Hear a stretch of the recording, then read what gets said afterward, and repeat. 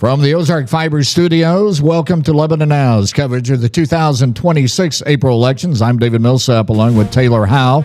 The polls have closed in Lebanon and in Laclede County, and we should have a report on absentee votes rather quickly. On the ballot, contested school board races in Lebanon R3 as well as in Conway. The Conway votes typically are slower to come in as that district covers Laclede County and portions of Dallas, Webster, and Wright County. Our focus will be on the Lebanon R3 school board race tonight as 3 seats are open for 4 candidates seeking a 3-year term. Mary Russell, Charlie Darnell are seeking re-election. If successful, this would be Russell's 3rd term on the board, and Darnell is in pursuit of a 2nd term on the board. Longtime Lebanon educator Gina Richardson is vying for a spot on the board, as is Craig Blair. Well, Taylor, often in Laclede County political races, whether it's an April election or a primary in August or a November general election, absentee votes will often give you kind of the course of the rest of the night. No, that's right, David. Oftentimes, they may not give you the exact percentage or really even too close to the percentage, but the final result of the absentee ballots is usually indicative of what the final results of the vote will be. So we'll be very interested to bring those absentee ballots to you first. Again, if we get something that's really close, that may not be what the night ends up with, but I'm very excited to see those and see where the race is at the beginning.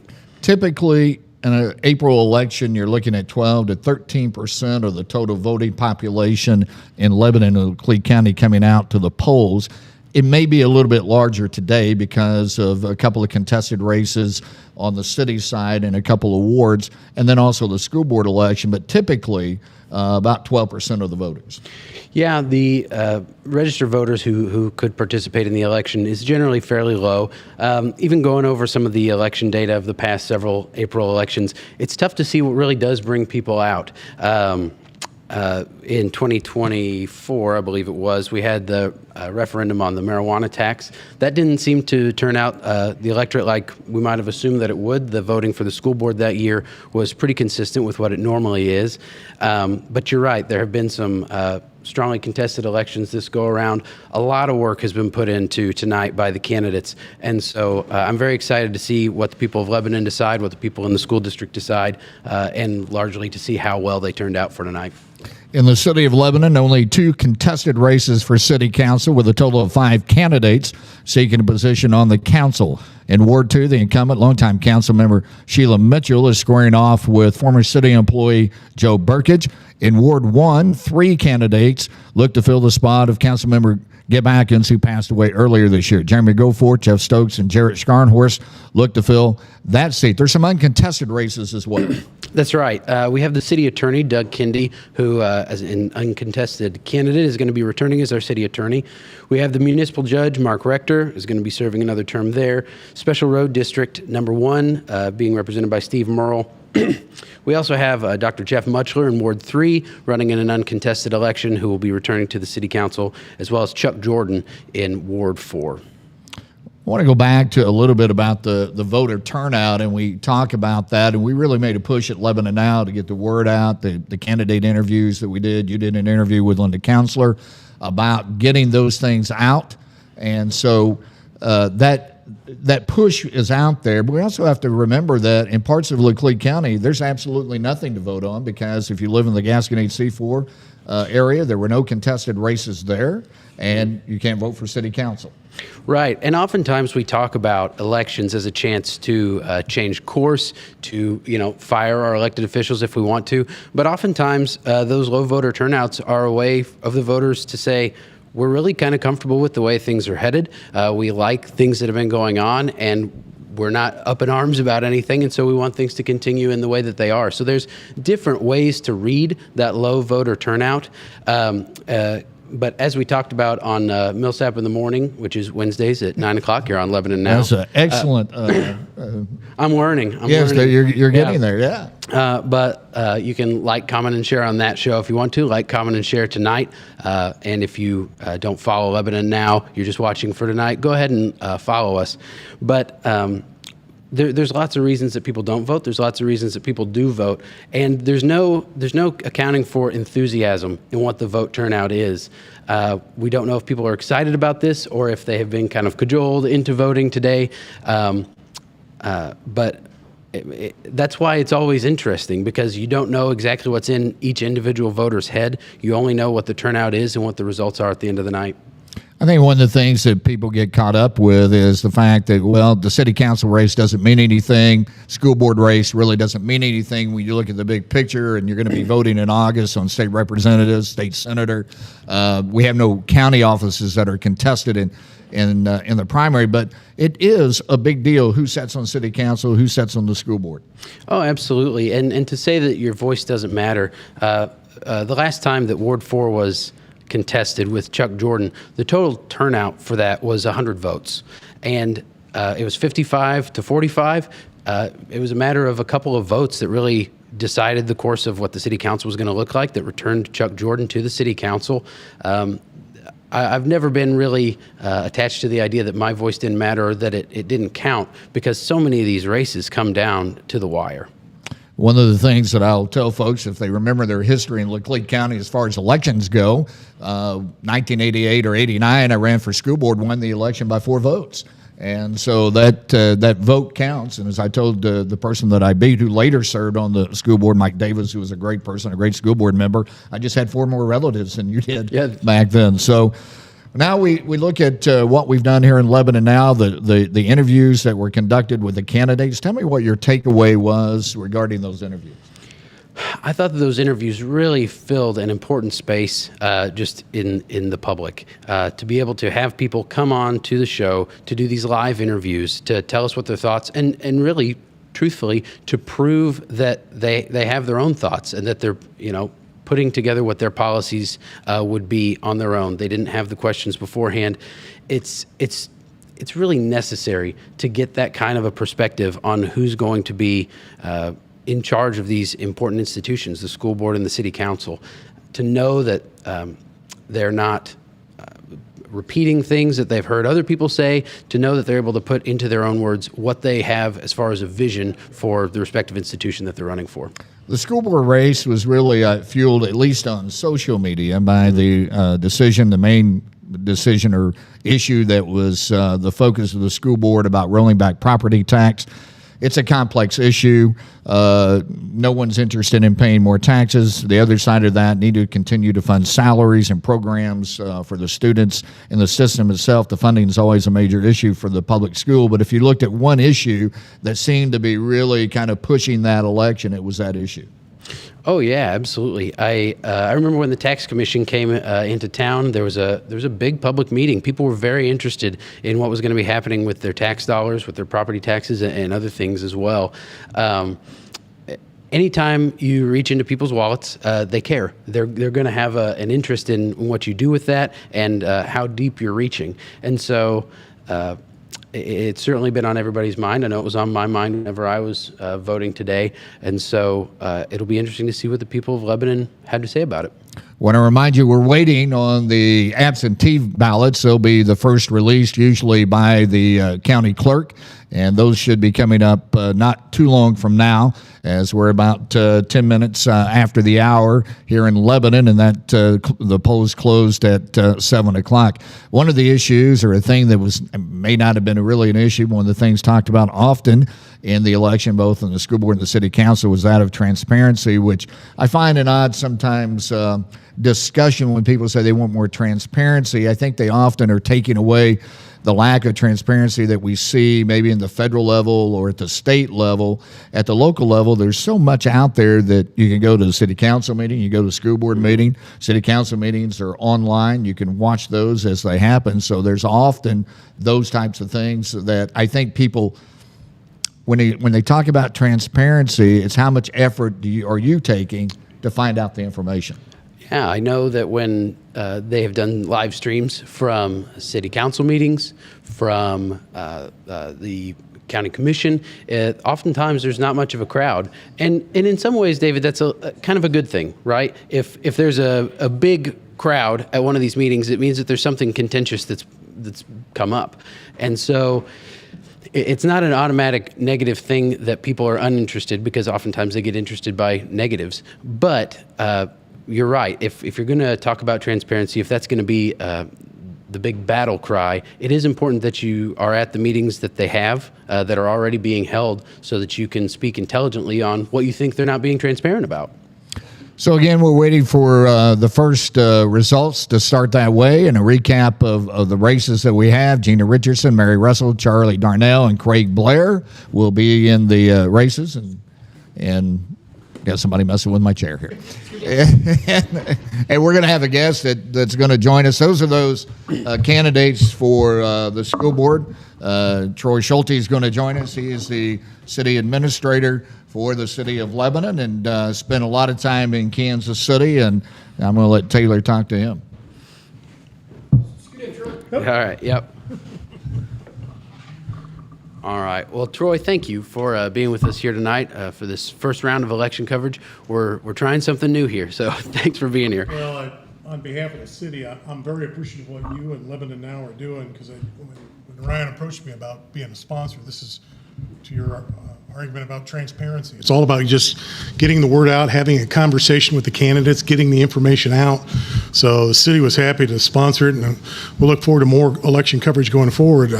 I just wish there was more turnout at the local level. I think I'm hoping we get a better surge, but I think I heard something about like less than 3.5% turnout about noon or 1 o'clock today. So hopefully we've gotten a spike, but the election that matters the most and have the most impact, and as you said, the fewest number of votes can decide, is right here in the local level. So whatever the city can do to get the word out, to get more people participating in the most fundamental right that we've got, which is the right to a ballot, the city's going to be all forward. We got some issues coming up, the cities that are important to the city, but most importantly, who's going to govern the city for the next 4 years. Right. So that's kind of, we're glad to see that conversation start tonight, and we'll look forward to the results. Yeah, absolutely. So, Troy, you're coming to us as a city administrator from Kansas City. Talk to us a little bit about what is different about Lebanon and Kansas City on a night like tonight with local races. I imagine that there aren't too many uncontested races in Kansas City. Yeah, most of the races in Kansas City were contested. Usually there is the dollar amount. It took about $50,000 to run for an in-district council seat, and about $100,000 to $200,000 to run for an at-large citywide council seat. And the mayor race, if it was contested and particularly close, could generate fundraising of almost $1 million. Wow! So it's, but you're buying media, you're doing much more than social media. You're doing a lot of town hall meetings, a lot of forum debates. Very few of them are televised, but it's a long grind. I remember the mayor I worked for would. His candidate that when he ran for, it must have been 12 or 15 years ago, they had done so many public appearances together they could just swap their they could swap their campaign speech, and nobody knew the difference, because they were that much they were fairly close aligned in terms of what they were talking about and how they were approaching it, but they would literally just use each other's campaign rhetoric and see if anybody noticed. So you can have a lot of fun, but it's an expensive grinding process. So the election process in Kansas City actually starts a year from now for the primary election in Kansas City, but the campaigns have already started. Okay, so there's the big difference, is the time and the money it takes. Yeah. They're really similar more than to like a state rep Yes. race in Yes. this area as far as dollars and cents, and I would assume even some of the vitriol that can be slung around. Yeah, it's the same issues. You get a lot of the folks arguing about transparency, and I would argue local government is by its nature, it's the most transparent form, because the agendas are right there. It's on in Kansas City. It was on TV. We live stream all of our stuff. We're starting to live stream park board meetings and planning and zoning commission meetings, just to try to increase that conversation going forward. But that's how do you get the word out? How do you get people to pay attention?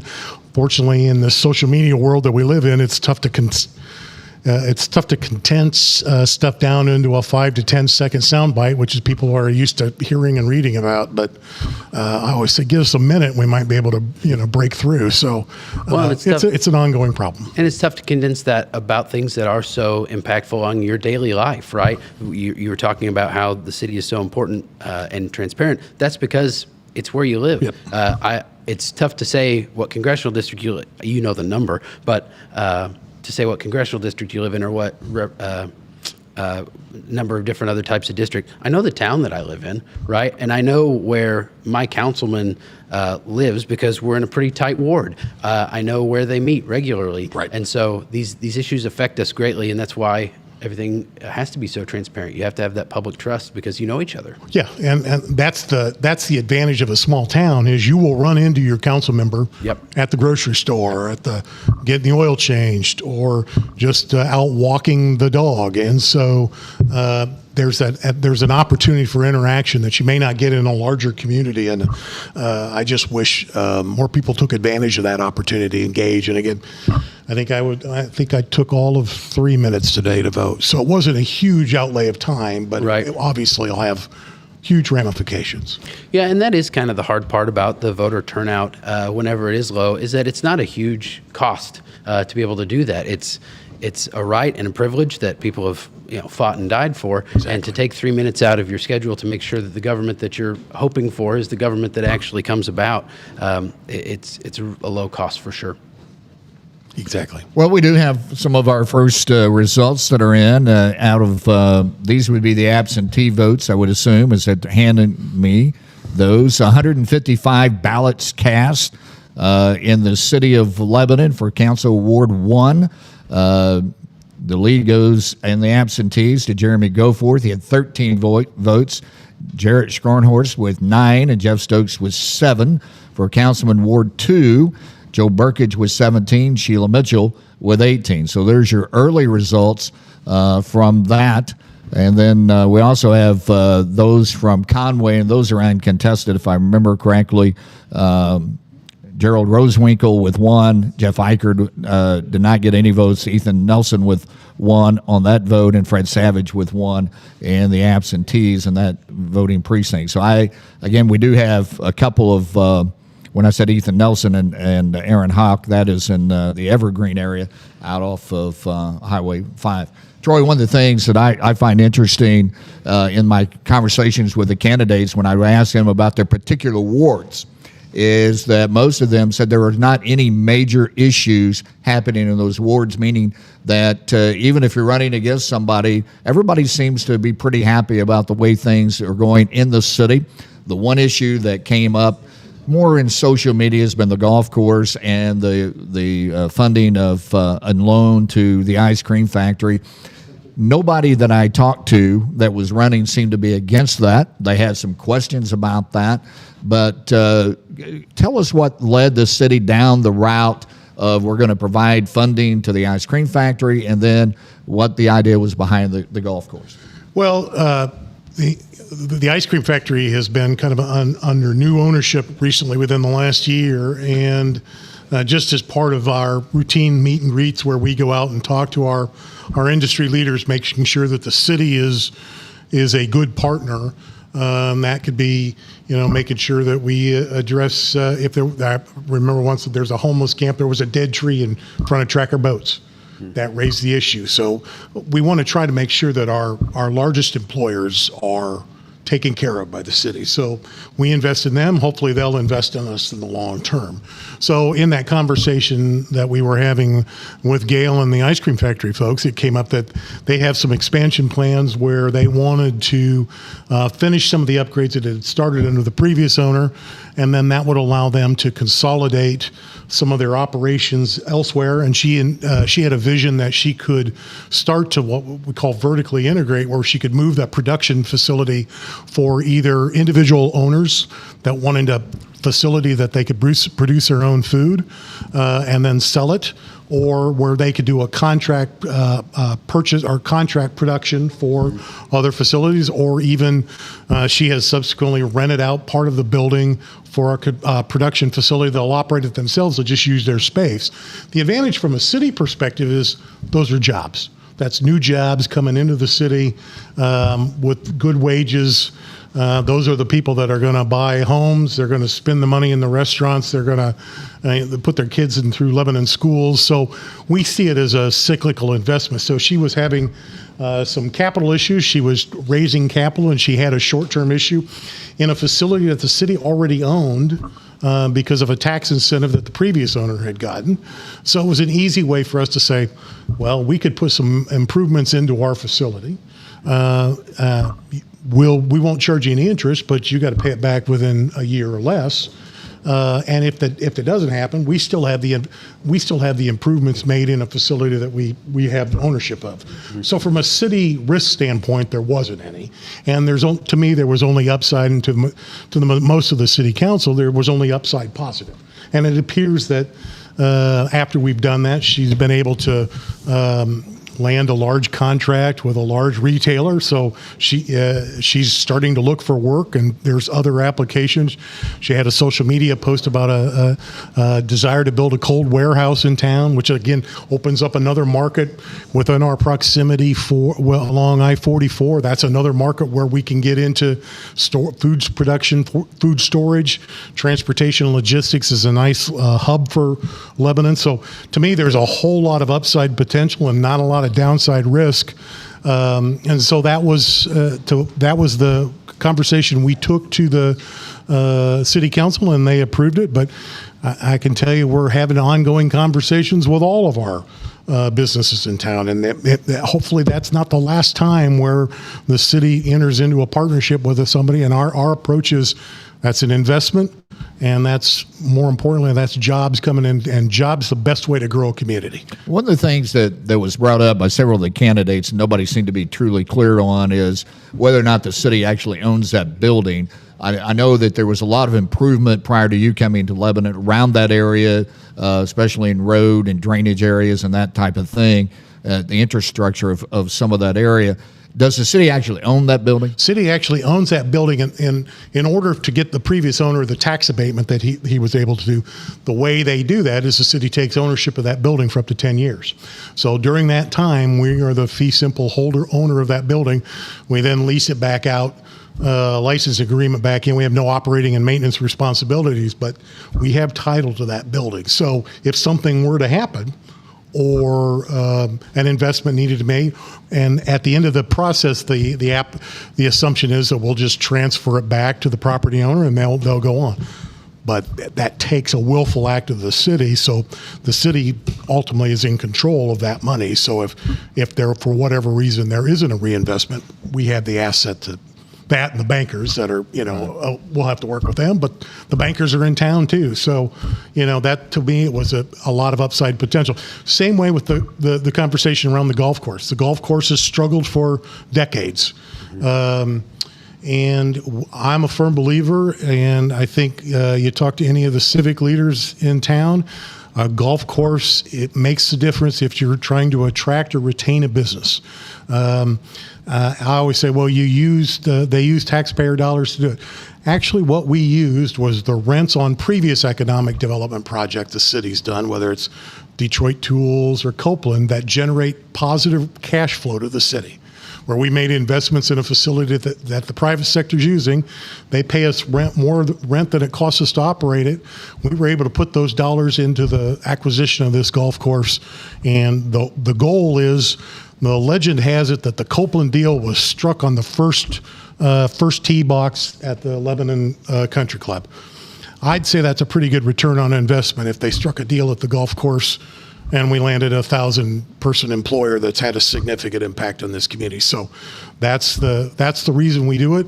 The benefits will accrue 5, 10, 15 years from now as we make investments in it, make it a place for the community to use, but more importantly, it's an economic development tool, just like an airport is. You got to have them if you want to be competitive in this environment. Let me get back with you on that, but I want to first update those that are watching. In the school board race, right now, Gina Richardson with 106 votes. Mary Russell leads with 120. Charlie Darnell with 69, and Craig Blair with 84. So if you look at that, Mary Russell leading the pack with 120. Gina Richardson at 106, and Craig Blair at 84, and Charlie Darnell with 69. Again, 3 of those 4 will be elected to the Lebanon School Board. Ward 1 candidates right now, Jeremy Goforth continuing to lead with 13 votes, Jeff Stokes with 7.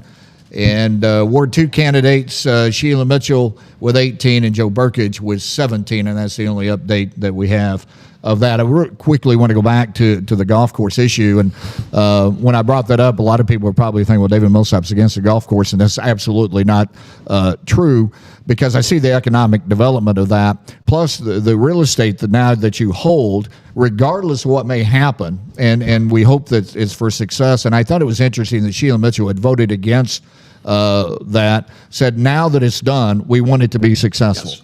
And so we're looking for success out of that, but that's a pretty good prime real estate if things don't go as well. Yeah, that was the beauty. We bought it for about $700,000, a little less than $700,000, and it had an property appraisal of $1.3 million, and it could be a lot more with that. It's got a deed restriction on it. It has to be used for a golf course, but if it happens, if that falls apart, we can always go and ask the judge to lift the deed restriction, and then it becomes an interesting piece of property. So we're hoping that's not going to be the case, but yes. So you looked at it just from a fundamental acquisition deal. We brought immediate equity to the city's balance sheet, but hopefully we've got an amenity that we can land going forward. And that's what I appreciate most about the local level that you get maybe in a small town that you don't see in state and federal elections, and even some of the larger cities, was that ability to say, hey, I was on the wrong side of the vote, but now let's make the best deal of it. That is stewardship at the local level that is unfortunately disappearing. You know, people will lose a vote and then they'll continue to vote that. And I was tremendously proud of my city council for saying that was a divisive. There was a lot of drama about that. They were torn. We had a lot of conversations about whether we should do this or not. But at the end, once the vote was decided, it was all right, all hands on deck. And I had the same conversation with Gib Atkins before he passed. He did not want us to buy that golf course, but once that vote was decided, he's like, all right, what's it going to take to make this thing successful? That's what I love about small towns. That's what I love about the elected officials we've been fortunate to have in Lebanon. They are able to see, all right, the decisions have been made. How do we do this right?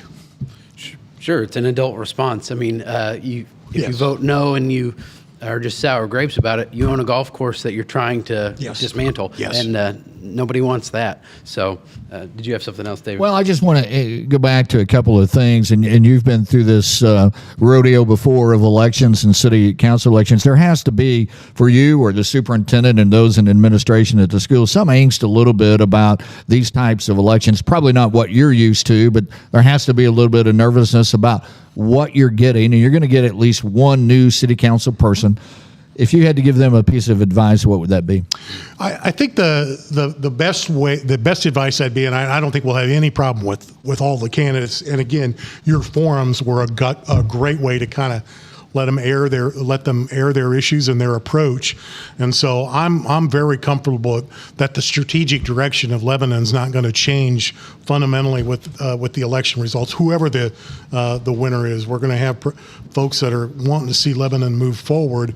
And that's I think the one piece of advice I would always tell any elected official: come in, and I always say, first 6 months, keep your ears open and your mouth shut. You'll learn a ton amount, but then start just saying what you think. You don't have to be an expert on it. Just how do you feel, and don't be hesitant. Don't be shy about saying what you think and how you feel. And that's how good policy gets scripted and built. So I have no doubt that whoever wins tonight will be letting us go, and that's what we want to do. And as long as strategic direction of the city isn't changing, which is we're going to be aggressive in economic development. We're going to be aggressive in community development. We're going to be, we're going to try to find the resources we need to move this city forward. That's what's important, and that's what your conversations, I think, with the public were very transparent to say, here's where my approach, and it aligns, I think, with the majority of the city council and the mayor. So I'm looking forward to seeing how it all meshes together and we move forward. Yeah, I think that's wonderful advice. There's a senator that I used to follow. He's no longer in the Senate, but he followed an old tradition, which was you don't make a floor speech for the first year. And what he did was he went around and he conducted interviews to kind of learn what the job was. And his maiden speech was called "Why the People Hate Us," and it was very apt. It was a very good speech, and it was on the nose as to why people are so frustrated in politics. But oftentimes, it's because people speak without knowing all the facts, and people make decisions about their lives based on what the U.S. Senate decides. So to speak without facts is a dangerous thing. But it's great advice to learn before you speak. Absolutely. Which is hard advice now for politicians. And the good thing about, I think, in these local races, and certainly if you would ask the candidates, they don't consider themselves politicians. I always tell them, yes, you are a politician. The question now becomes, are you a good one or a bad one?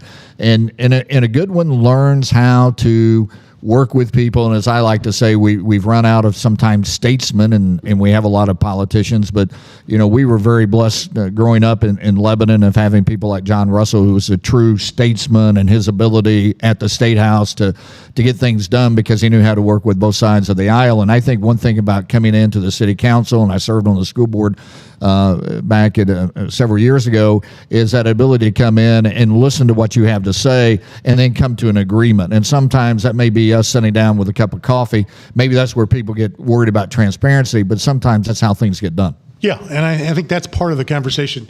Listen, and there's no perfect idea, there's no perfect policy, so there's opportunities to kind of tweak things as we go forward, and that's always been fun, is to watch them kind of individualize even these large city policies. You can kind of you can see the handprints of individuals.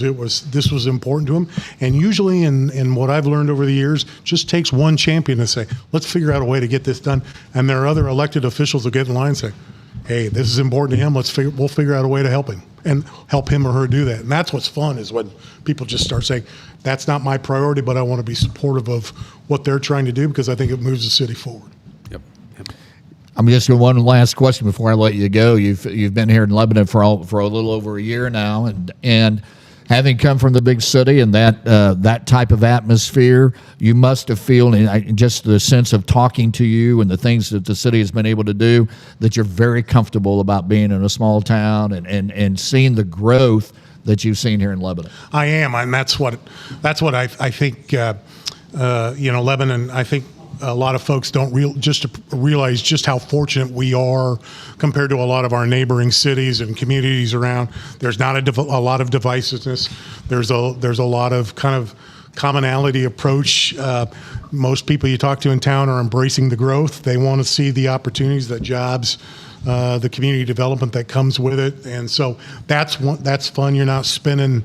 Like in a previous life, I spent a good deal of my time just trying to reach consensus. We're already working from a point of consensus. Now it's how fast can we get this stuff done, and who do we need to bring in to help us? So Lebanon is, I think, uniquely qualified in the state to be kind of a leader going forward, both not only in the economic development and the community development side, but I think we can do stuff in this town that Columbia, Missouri would love to do, Springfield would like to do, Kansas City and St. Louis would love to do, but we're uniquely positioned to do it, and that's what's fun about it, is when you get a community where the elected leadership, the civic leadership, and the populace are all kind of aligned. Mm-hmm. Then it's just a matter of how many boxes can we check off to get before we run out of steam.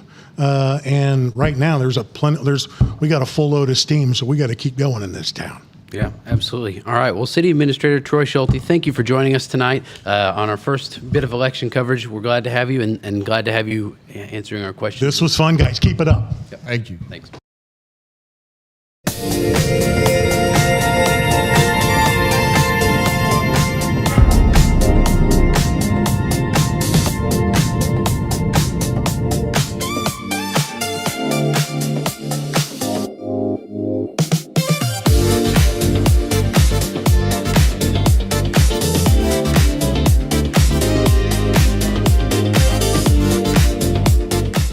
Shelter Insurance, Joy speaking.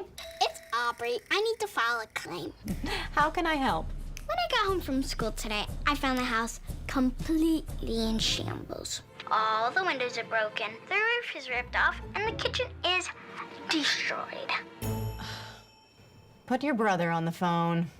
Mitchell, Mom's on the phone. When the unexpected strikes, see Shelter Agent Kim Breeden or Affiliate Agent Crystal Thompson in Lebanon. Hey, I'm J.W. DeLong with DeLong Plumbing here in Lebanon, Missouri. We've got a great team here able to help you 24 hours a day, 7 days a week. Just give us a call, no matter what it is. Plumbing, service, remodel, give us a call at DeLong Plumbing. Our big yellow trucks let you know we're there. DeLong Plumbing, heating, and... All right, and we are back with Dr. Jeff Brown. Jeff Brown is a clinical psychologist. He is also a candidate for future office, and we wanted to bring Jeff here tonight to talk a little bit about even just the psychology of running in an election and the idea of being a voter. So we've talked quite a bit tonight about transparency and making our voices heard. Tell us, as a psychologist, what kind of leads someone to a point where they don't think that maybe their voice matters, and what can be done to bring them out of that? You know, I think we hear all the time about getting out and voting. I think we don't hear as much get out and register to vote, but there's power in both of those. One is a call to action, getting out and getting yourself registered to vote. It's so easy too, by the way. A lot of people don't really realize how easy that is to do. You can go to the library, you can register there. You can make sure that you're registered at the when you get your driver's license. You can go online. You can fill in. They're just so easy. I think we think our voices aren't heard, but we have to take that action first, and I think it's a very important thing. Secondly, I think it is about contributing to the masses, contributing to adding your voice. If you really think about it, if we actually say, well, my voice isn't heard, but if you go to any local Lebanon sporting event and you have somebody like the Lakers that show up, you can tell that your voice does matter when it's added to other groups of people that are like-minded. That's one thing that's very interesting about Lebanon, is that most of us are very like-minded here. And that's because our values are important. And so our voices are heard. It may even feel like that because you are so similar to others that your voice isn't heard. But in the truth, it is about action. And then it is about the action of actually voting. And that is turning up the volume on your voice. So I think it's a really neat thing. It's fun watching other people running for office because you see how they think about it, or you can guess how they think about it. We can't read minds, can we? But we can talk about that, and we can learn about that by watching other people. Just seeing the passion in this election. There's so much passion. It's because people have strong beliefs. They have this internal voice that they're trying to get out, and Lebanon is good at adding their voices to things. Yeah, it's an interesting comment. I go back to an interview that we did this last summer within the box, and you talked about making a goal to get in better shape and to go to the gym, and that day that you don't feel like it, just go to the gym. You don't even have to work out, but you've taken that step, and that's a little bit about what you're talking about when you say at least make that first step of register to vote, and then the next step is you may then decide I'm going to go use that. That's exactly right. And I think a lot of people regret because they see a lot of information, they hear about the candidates, but they may not have gotten registered at the last minute. And so getting out and that registration piece is very important. And you're right.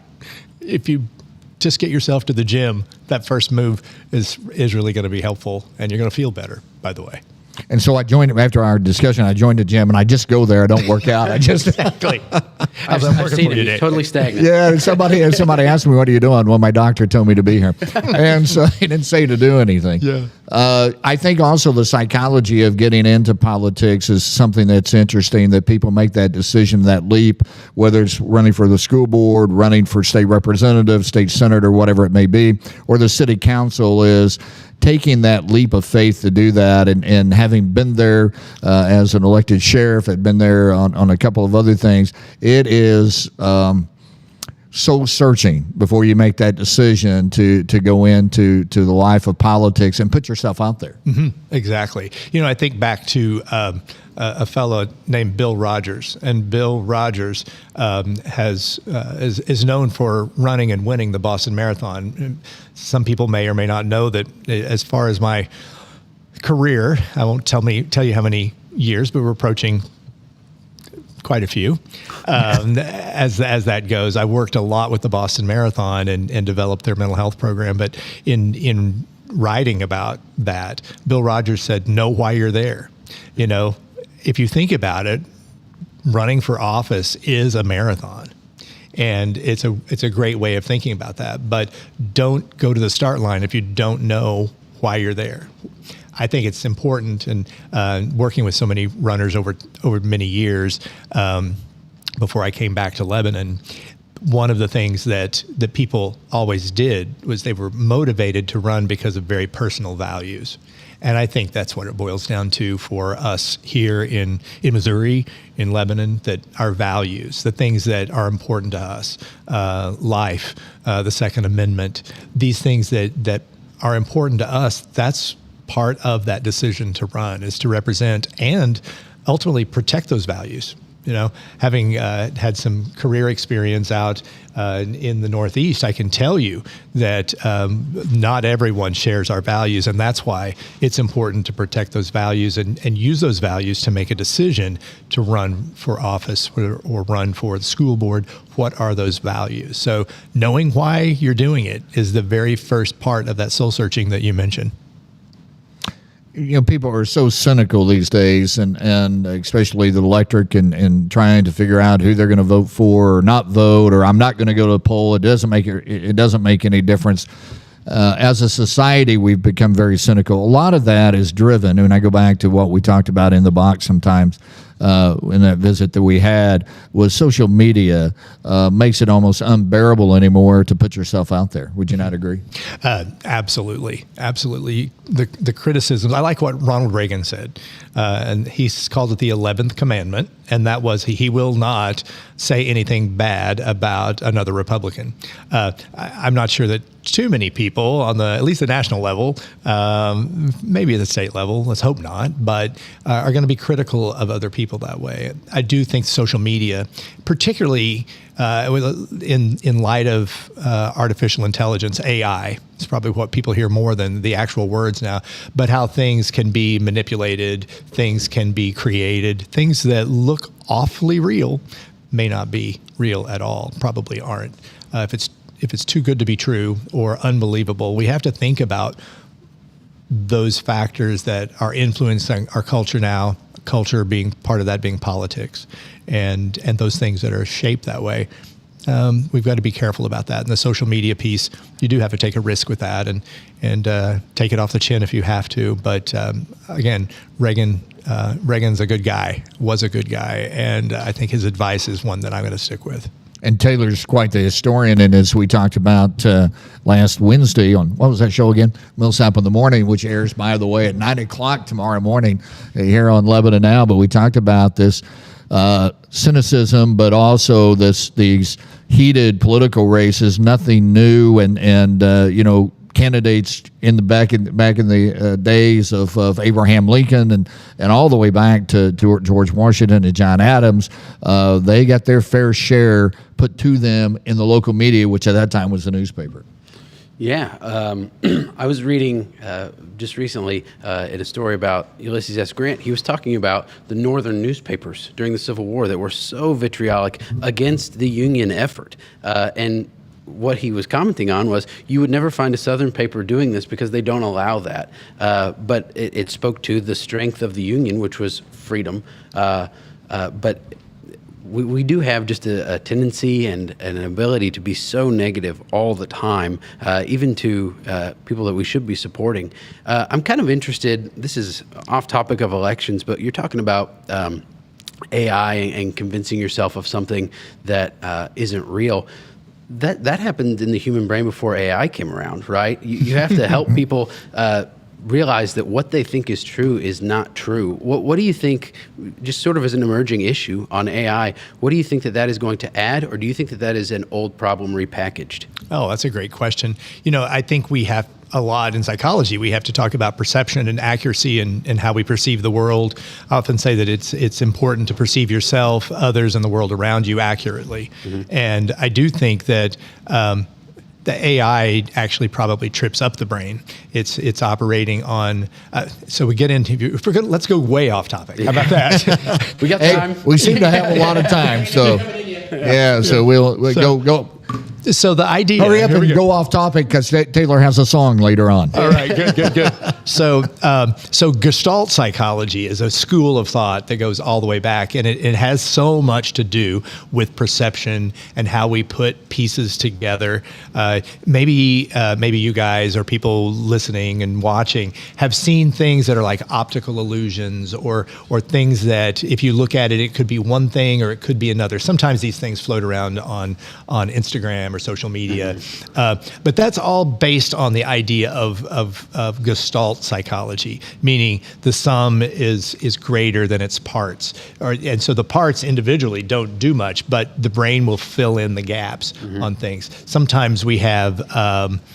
You might notice if you type something that you will double a word. And spell check does so much for us now, and grammar check but you might put the word "the" twice in a sentence, and you won't catch it because your brain is not looking for that. Other things your brain will piece together. Even if I wrote out, I'm thinking, I wish we had visuals. I could have brought you visuals for all of this another time. But the idea that we have. Like if I wrote down in a black magic marker a word, but not all of the letters were complete, your brain would fill in what that would be. Think of it as a kind of a spin-off, a little bit like Wheel of Fortune, but that's a specific game with specific strategy. Your brain does fill in different things. Another good perceptual example is it has to do with like how we perceive sizes and foreground and so forth. So if you've never thought about this, next time you get a chance, the moon at the horizon looks a lot bigger. It's because it's relative to something else. If you look at the moon way up in the sky and the horizon's not close, the moon looks a lot smaller. But if you actually try to measure the moon in some sort of basic way, just using your fingers, it's actually the same size, but it has to do with how the brain does that. That's one thing that I think is really interesting to me about politics, legislation. It's about a whole bunch of different parts and how it's perceived. You'll have lots of people, you have division all the time, right? That's because one group sees it one way, another group sees it another way. And I think that's why it's important to look through the lens of your values at what's objective and then try to figure those things out. So I think it's interesting. I don't know, you can take it or leave Gestalt psychology, but it really is a fascinating school of thought that you don't hear too much about these days, but it absolutely is something that has incredible value on perception and what our brains do with things like artificial intelligence. No, I think that it's absolutely fascinating, and I would challenge any other election coverage in Missouri to talk about Gestalt psychology tonight. We're bringing you new and interesting things here on Lebanon Now. David, did you have any It's time questions? for sports. Former athlete, college baseball pitcher, and former coach here in Lebanon during the summertime back many years ago, coaching the Babe Ruth World Series when we hosted that here. Being in politics like being an athlete, and one of the things you have to accept, and it's not always easy, you're either going to win or lose. And that idea of putting yourself out there and that competition, and you wrote a book many years ago called Competitive Edge, one of my favorite books that I use for leadership training, is that when you get into this, it's nose to the grindstone to be competitive, much like an athlete. Yeah, I would agree with that. Stamina, also fundamentals are always important to anything that we do, whether that's sports or work or playing a musical instrument or doing surgery or whatever it might be. The fundamentals and basic. Our brains actually like us to go back and review fundamentals. Sometimes it feels repetitive, but our brains really like that. And I think there's some fundamental core values that we have in Southwest Missouri and in the Ozarks that you take to Jeff City or you take to the city council, you take that to the school board, and that bears repeating, I think, as a political office holder or candidate, that stays on your dashboard, those critical core values. We may disagree on some fundamental things regarding funding on some issue, but we share the same core value. Agreed. And that's why I mentioned earlier, looking at an objective piece of information through the lens of values. Looking through that lens helps to filter some things out or shed light on some things that we do need to keep as a priority. We continue to look for school board results and city council results as we continue our coverage in the 2026 April elections, and we'll continue to try to run those down as much as we can. One of the things to bring up is the fact that this will be our first of 3 election coverages here on Lebanon Now. We'll be back here in August in the August primary, and then in November, as we'll have races in November that will have some impact in Laclede County. One is District 142, and for the State House, Jeff Knight is leaving the State House as he is term limited out. Melissa Schmidt, who's in District 141, will have a Democrat opponent. She has no Republican opponent, but she'll have a Democrat opponent coming out of Mountain Grove. And then in our Senate seat that Justin Brown holds out of Phelps County, that includes Laclede County, we'll have a race there. So we've got a lot of races that will go from November into December. And in fact, we've got some Democrats running, which is odd for Laclede County to have somebody stand up on the Democratic side. I was trying to think today historically, and you may know this, the last time we had a state representative that was a Democrat out of this area. No, Lebanon's always been a strongly Republican area. You brought up John T. Russell earlier. I believe that he served in the General Assembly for something like 42 years. So for at least that long, we were represented by a Republican. I really wouldn't know the last time, maybe when Donnelly was a state senator, but you're going pretty far back to find Democratic representation there. You know, Laclede County's had quite the history from when it comes to politics. You talked about Donnelly. He ran for governor against somebody else from Lebanon. Yeah, that's right. Jean Paul Bradshaw. That was a pretty wild election. Lebanon was fairly split. But again, it's always been a heavily Republican town. But not only were they running against each other, their law offices faced each other in Lebanon. So they had to look at each other every day. They didn't just have to face off against each other. But Lebanon has had a lot of really interesting connections to politics, statewide, even national politics, for a really long time. You mentioned Donnelly, we mentioned John T. Russell. Ike Skelton was a good friend of Lebanon when he was in the U.S. House of Representatives. Roy Blunt, John Ashcroft, all of those guys came through here regularly.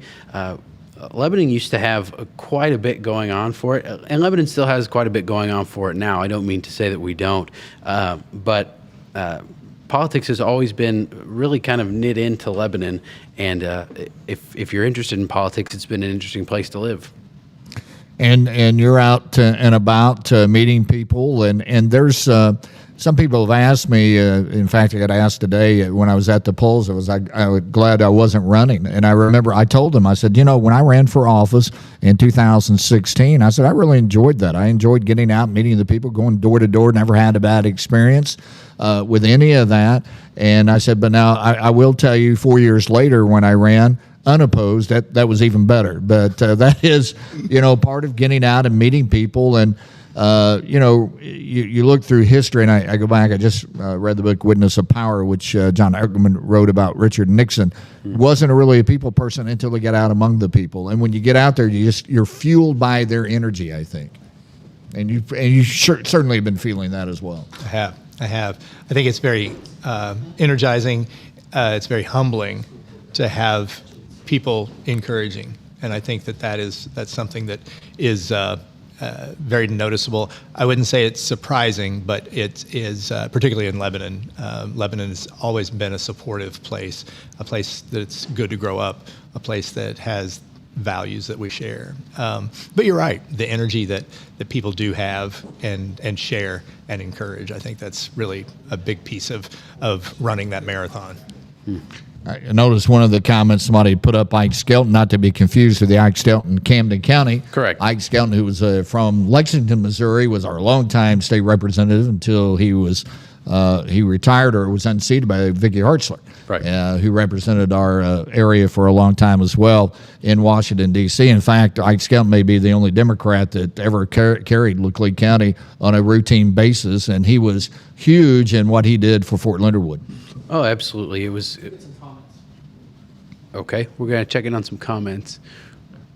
I'm grateful to all the candidates who put themselves out there on this election cycle. Thank you for offering your time and talent to the community. And that's actually a really important thing to point out, Michael. It does take a lot of time. It takes time out of your personal schedule. It takes time out of other things that are very important to put yourself out there. And it's a great deal of sacrifice, and we don't talk about that a lot because it is a volunteer thing. You want to put yourself out there, but it is something worth being grateful for, that people are willing to do that to make sure that our shared values are being represented well. Thanks to Lebanon Now for hosting this, and to Taylor, Troy, and David. He wrote it before you. Oh. Before Jeff got on. Well, thank you, Jeffrey. Great coverage. I agree. Thank you, Jeremy.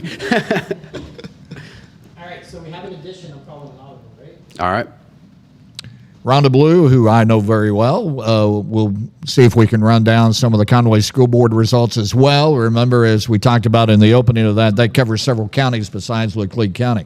And here is the Conway School Board of what we have. And remember, this is only from Laclede County. So Courtney Gunner with 2 votes, Kevin Doppler with 1, Jared Jensen with 5, John Broyles with 1, Scott Oatlands with 3, and Ricky Savage with 1. And that is the only votes that we have from Conway. And again, that covers not only Laclede County, but Dallas County, Webster County, and Wright County. So all of those have to be run down at the different county clerk offices.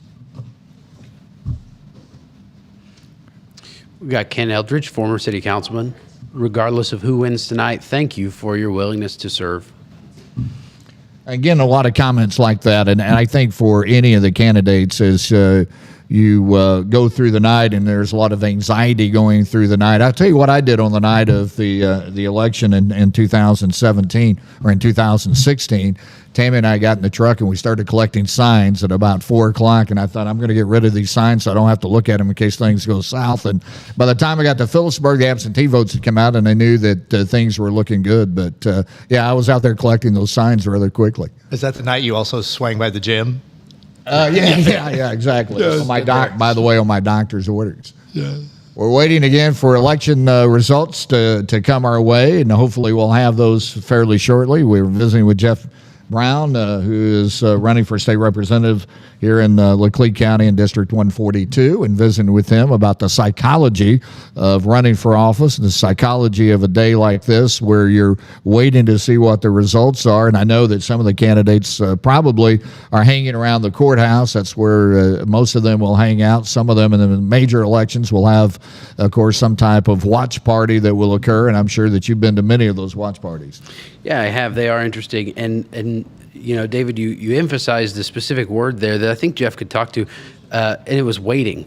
Waiting is hard, right? Waiting's very hard, and we live in an age that is making waiting almost a thing of the past. We don't want to wait on anything anymore, and in many ways, we don't have to. And so, actually, we've got some new school board and city council results, but we're going to make you wait for those. Jeff, talk a little bit about the benefits of waiting. We're going to make them wait. We're going to make them wait while we talk about waiting. Jeff, talk about some of the benefits of waiting. New results. New results. All right, never mind. No more waiting. Merry Christmas. There you go. All right, so we'll start with the R3 school board. We have new vote count. Gina Richardson with 503 votes, Charlie Darnell with 373, Mary Russell with 550, and Craig Blair with 423 votes. We can also go to the Laclede County R1 school board, Ward 1. We'll do Conway in a second. Okay. We'll move then to Ward 1 with Jarrett Scharnhorst with 50 votes, Jeff Stokes with 42, and Jeremy Goforth with 48. So Jarrett Scharnhorst in the lead right now for Ward 1. We now have the Ward 2 results so far. Sheila Mitchell with 36, Joe Burkich with 31. That's been a 41, I'm sorry. That's been a close race from the absentee ballots. It was a difference of 1. We're now at a difference of, what is that, 4 or 5? 5. Not a math guy. But 36 to 41 in that ward, and we'll keep you posted as those results continue to come in. Going to run through them again. School board race, Mary Russell with the lead at 550. And then Gina Richardson at 503. And Charlie Darnell with 373. And Craig Blair with 423. Again, in that race, 3 of those 4 will have a seat on the school board. Mary Russell looking for her 3rd term as a member of the school board. Charlie Darnell looking for his 2nd term. And right now, Mary Russell with 550. And Gina Richardson, a longtime Lebanon educator, with 503. In Ward 1, the lead belongs to Jarrett Scharnhorst. He has 50 votes. Jeff Stokes with 42. And Jeremy Goforth in second place with 48 votes. So a 50-48 count there, a difference of 2. I know you're not a math guy, neither am I, but I got that one. And Okay. so a very close race. And again, it goes back to what we've talked about, is your vote actually means something, especially in these April elections. Absolutely. A single vote can be determinative in any of these elections, and we're seeing that as these votes are continuing to be counted. Something that we had talked about a little bit was looking at past results to kind of give an indicator of what tonight might look like. And as we've gone through the last several of these local elections, the theme that I've kind of seen looking at those numbers is that 1,200 is really the threshold for success. We may have more votes tonight if this is a really large turnout, but in the past, the most votes anybody has ever received and still lost was, I believe, 1195. And so if we have somebody who breaks that 1,200 threshold tonight, it means one of 2 things. They're either going to be the winner or they're going to set a new record for losing. And you don't want to set the new record for failing in this. Out of those precincts that we just talked about, 50% of the precincts have reported in. So 6 of the 12 have reported in. And again, kind of goes back to that voter turnout that we talked about that so far is not very good when you look at the totality of all of that with the spread on these votes. And again, when I say that, I guess you also have to throw out the fact that not everybody had something to vote for in every poll in Laclede County, because if you lived in the Gascon H34 area, there were no contested school board races, can't vote for city council, you're out of the area for the special road district, I believe. So a lot of times there was no reason to go to that poll, and that'll keep the scores down. All right, we've also got the Conway School Board. We've got some new results for you there. Courtney Gunter with 47, Kevin Dampier with 38, Jared Jensen with 55, John Boyles with 7, Scott Owens with 44, and Ricky Savage with 44. So the Conway School Board results, as we're getting those in, we'll keep you posted on those as well. 50% reporting. And 50% reporting in that as well. And again, with that school board race, can't emphasize enough that you can win Laclede County, but you also have to be able to win in the other counties that are involved, and that's Wright, Webster, and Dallas County in the Conway School Board. You know, there is some angst again, and we can talk about anxiety a little bit since we have the psychologist here, is the fact that if you are on you are a teacher or an administrator, you are sitting on the edge of your seat tonight trying to figure out who's going to be on that school board. There seems to be more emphasis in that than there is in the city council, I think. And we understand that too, right? Because people are wondering about their jobs, about increase in salary, no increase in salary, how's money going to be spent? I know there's been a heavy emphasis now on keeping the dollars on the kids in the classroom and the students, and really that is the absolute focus of education, and has been for generations in Lebanon, is really investing in students. I think there's also been some very real discussions about those who do invest. We need to be able to financially attract some of the best teachers that we have.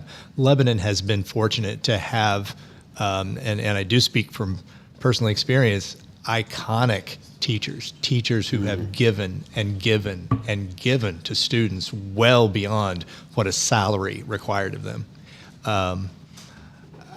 I can attest to that and will never change my mind about that because of the impact of Lebanon education on me. That's for certain. And even the Alumni Association now, that association continues to grow. Go to the Alumni Plaza, and it's not just Lebanon. As I've been out meeting lots of people, we have a lot of schools in our district that have a lot of pride, and that pride is a healthy pride. It's well-deserved because people have been invested, their lives have been changed because of educators in Laclede County, in Dallas County, Camden County, these places where I've been visiting. I'm talking to people, and they appreciate that education and the opportunities that they've had throughout life, regardless of what they've chosen to do. They've been well prepared. I think we do live, I think you mentioned earlier, we live in this, we were back to the waiting. I've been waiting for you to bring back the waiting topic. But I was coming to it. Yeah, I know. But the idea that we do have these things in our lives now that where we expect that we should have given to us whatever we want. The old joke, well, whatever you need, there's an app for that on your phone, or that app will do it for you. That takes away the work ethic, and the work ethic really is where education is paid off, is where people invest, and you do something with that in your own life internally, learn that information. I was kind of in my own work in psychology, I frequently still hear the excuse that, well, why do I have to do that in class? I'm never going to do that in life. But people often don't understand that we have to check boxes to be able to get to a degree or get to a particular grade in a class or a particular certification so we can apply that in our particular area of work. That work ethic is something that Lebanon knows. I'm thankful that my parents knew that and instilled that in me. And I don't say that in any way that's braggadocious. Work ethic, hard work pays off. And I guarantee you that we could pull 10 people off the street, 100 people off the Lebanon street that are solid Lebanon people, and they'll agree with that. So we do have other results that have come up, and if they'll put that on the screen, we'll start reading. Let's go to Lebanon, Laclede County R1, which is Conway. Courtney Gunter with 47 votes. Kevin Dampier with 38. Jared Jensen with 55. John Broyles with 7. Scott Owens with 44. Ricky Savage with 44. There were 3 write-ins. So if you look at that right now, Jared Jensen with 55. Courtney Gunter with 47. And then Owens and Savage are tied at 44. For the Lebanon R3 School Board, Gina Richardson with 1,270 votes. Mary Russell leads the entire race of that with 1,349. Charlie Darnell with 916, and Craig Blair with 1,031. Ward 1 candidates, that race, Jared Schornhorst with 173 votes. Jeremy Goforth with 102 and 81 votes for Jeff Stokes. And the Ward 2, Joe Burkage, longtime city employee, leading the race with 227 votes. Sheila Mitchell with 181 votes. It's 11 out of 12 precincts, by the way. And that's 11 out of the 12 precincts, so we're getting very close to being able to call some of those races. We're being told 91% of the votes being counted so far. So a lot of these, the margin is going to be pretty determinative for, but there are still some races out there that are close enough that we're gonna hold off on saying for sure what the results of that are going to be. Go over the results again. So we'll do those results for you one more time. Ward 1, Jarrett Scharnhorst with 173, Jeff Stokes with 81, and Jeremy Goforth with 102.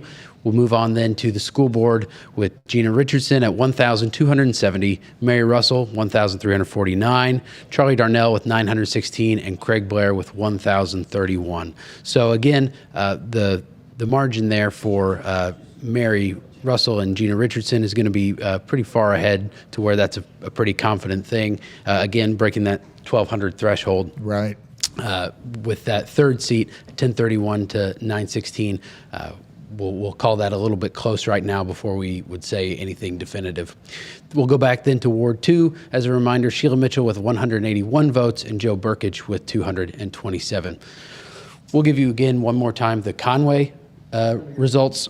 Courtney Gunter with 47, Kevin Dampier 38, Jared Jensen with 55, John Boyles with 7, Scott Owens with 44, and Ricky Savage also with 44. And as David has said, that is the Laclede County side of the Conway School District, so there are other counties that will be reporting as well. And that looks like that's going to be a very close race, and that's really going to depend on what comes out of those other counties as to who will probably win the races over in Conway in the school board election. So as we look, things are starting to kind of gather together, I guess would be the term of getting a perspective on what the school board is going to look like. And it looks like Gina Richardson and Craig Blair is going to join Mary Russell on the school board. So the school board will have at least 2 new members as things are looking, and maybe 2 new members of the city council as well.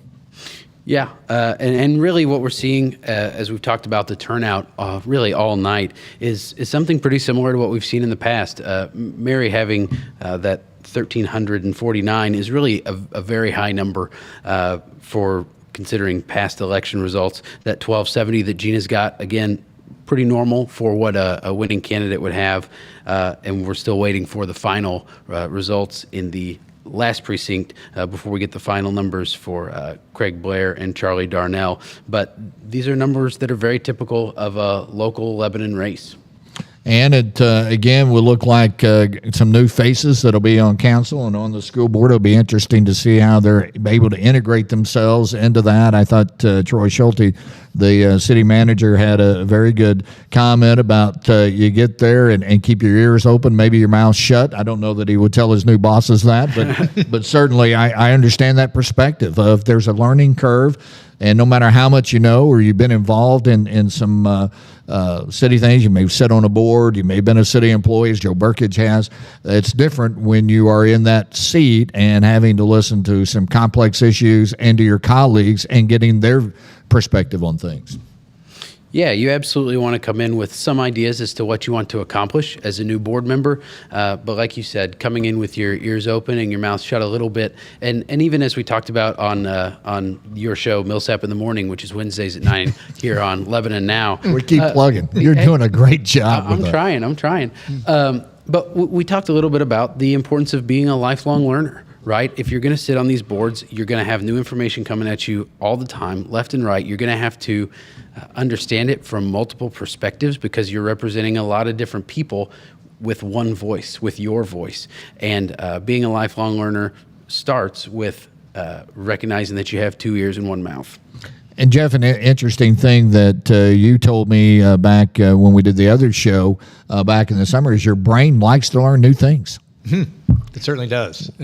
Anything that's novel, particularly for kids, because the human brain is still developing when you're a lot younger, but our brains do like novel situations. That's why we like to still do puzzles and things like that. They don't necessarily keep us young when we do puzzles. A lot of people, if I don't use it, I'm going to lose it. But our brains do like filling in gaps and learning new pieces of information, and that's why it's important, again, with kiddos to give them something that they just take apart and reassemble it, or take it apart and not reassemble that. It's just because it's new and unique, and they learn the mechanisms of that. I always say that if you're at a yard sale and there's a old broken something and it's cheap, buy it for your kid and let them take it apart and play with it for a while, and then do what you're going to do with it, recycle it. I doubt you get your money back, but still it's good for the brain. Let's talk a little bit about the psychology of those that are not going to be winners tonight, those that win the school board race, the winner of the city council races. They're going to have that feeling of, I went out and worked, I left it out on the field. I keep using these sports analogies because that's all I know. But I think it's for those that are not successful. How do they come to grips with that? Yeah, I think one thing that's so important for all of us, basically, is that we don't put on the lens of personalizing certain things. We have every one of these. I'm looking at numbers again right now, and all of those votes represent people that believe in us and believe in those specific candidates. And I think that's really what the focus needs to be for anyone that's ending up in a spot in a campaign that is not something where they want to be. But the numbers are very clear. That there are no embarrassing numbers that have been offered to voters. And I think focusing on that is important, that you had plenty of people, and it's not debatable. It's not debatable at all. They have plenty of people for every candidate that are really supporting and believing in someone. And Taylor, you brought up when we had a discussion about the fact that you do want to leave it all out there, and you said something about having a friend of yours that said don't leave any money in the campaign fund on the final day, and that's kind of the way I think I look at all these candidates, and you see the signs are out, and I know many of them were door to door. They've got to remember the effort they put in it. Oh my gosh. This was a race where we really did see a lot of just sweat equity put into it. Jarrett Scharnhorst, who looks like he's going to be coming away as a city councilman, I saw him at my voting precinct today.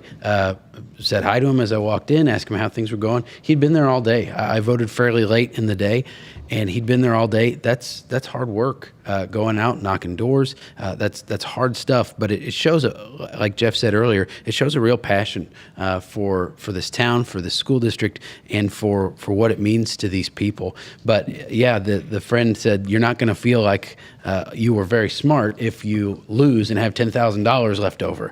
But that's not the case with any of these candidates tonight. I really do believe that everybody just left it out on the field, and really should be very proud of the races that were run. And you talked about the fact that you've been on the backside of political races, especially at the state side, and those concession speeches that are about to come up. And of course, we won't have that in this type of race, but even those that come out on the winning side, a lot of times they just huddle with the family first before they go out to meet the public.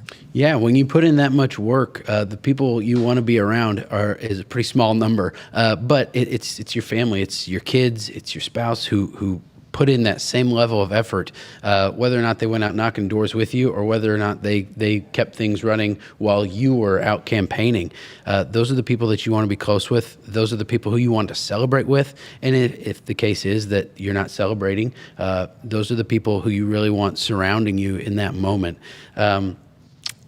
Campaigning, for all of the talk about being vitriolic or this, that, and the other, it's a very human thing. It's a person who's putting themselves out there, who's putting forth a vision, and it's really a humbling thing to be able to see someone who has worked so hard and really just borne themselves out to a public have to abide by the results, whatever they are.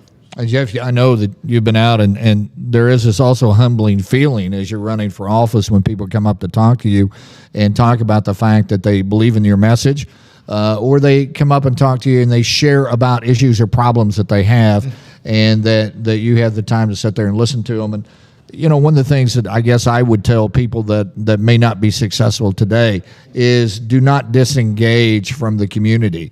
If you're serving on boards in the city, or if you're doing some stuff for the school, it's not to disengage from that. I would agree with that. If you're truly passionate about this and invested, that will come naturally, I think. I think the idea of losing, it's right now, and how many times have we seen this happen where people can also come back and run again? This is very, very possible, and that shows determination, that shows resilience, that shows very deep personal commitment, and those are also possibilities for people. It's just another challenge. It's just another challenge. This wasn't the only race you were going to run in your life. Some of the greatest political figures have been those who have had to pick themselves up, dust themselves off, and come back. I know that you're a big fan of John Quincy Adams, famously losing the presidency and going back to the House of Representatives. And really, he was a creature of the House. But he loved it so much, he died on the House floor, giving an impassioned speech. But the point being, this isn't the end for those who didn't come out successful tonight. The passion is still there. We've seen that in your campaigns. And like you said, we pick ourselves up, we dust ourselves off, and we move forward. Yeah, and just in my lifetime, the number of people that I've seen run for office, especially at the national level, Richard Nixon was vice president of the United States after being a senator from the state of California. He loses the 1960 presidential election. He comes back, runs for governor, gets beat in California, comes back, runs for president, is elected in 1968, takes office in 1969. On the other side of the aisle, Bill Clinton was defeated in one of his first races and then won the governor's seat. It was a 2-year term in Arkansas, then got beat, came back. In your lifetime, my lifetime, probably more my lifetime than yours, but Kit Bond was the same way. Was governor, got beaten in an election, came back, beating Joe Teasdale, who had beaten him. So this idea that, that you lose and you want to disengage, I know it's a bad feeling to lose an election. I've been there too on that side as well as winning, but I've also lost, is that you have this idea that you want to disengage. I think we have some results now from Conway. Nope. Okay. I guess they're going to let us know. All right. We were just talking about the idea of wanting to disengage, and that's a natural tendency, right? And even to say there is a time for that. You don't have to pick yourself up and dust yourself off tonight. You can regroup and go to voters and see what they thought, see why it is they decided to go a different direction and come back stronger and better for it. This is 100% winners are marked. All right. So here we go. And for the school board election, the Mary Russell got the most votes at 1,349. Gina Richardson with 1,270. Craig Blair had 1,031, and Charlie Darnell with 916. So the Lebanon School Board, it'll be Mary Russell, Gina Richardson, and Craig Blair. And the Ward 1, the winner is Jared Schornhorst, who got 173 votes. Jeremy Goforth with 102, and Jeff Stokes with 81. In Ward 2, Joe Burkage with 227, and Sheila Mitchell with 181. In the Conway School Board in Lickley County only, Jared Jensen with 100 votes, Ricky Savage with 101, so he wins Lickley County's part of that. Jensen with 100, Scott Owens with 86, Courtney Gunther with 93, and John Broyles had 21 votes, and that Scott Owens had 86. So we'll wait to see how that turns out in the other counties. But we know now that we're going to have two new school board members, and Gina Richardson and Craig Blair. And on the city council now, Jarrett Schornhorst will take a seat in Ward 1, and Joe Burkage will take a seat in Ward 2 as he upsets Sheila Mitchell, who's a longtime city council member. Your thoughts? Again, we've had sort of typical turnout tonight. The school board seemed to bring out a few more people than it normally does. The wards for city council are going to be pretty close to what the numbers normally are. So nothing really massive, nothing really huge to report on. But, the people have spoken. They've made a couple of changes. They've kept a couple of things the same. And so the goal now, or the challenge now, is to interpret these votes and find out what the people meant by them. Like I said before, there's no accounting for enthusiasm. There's no accounting for exactly what of any given candidate's message really resonated with people. And so for many of these candidates, the work does not end tonight. It's just a new type of work that really begins.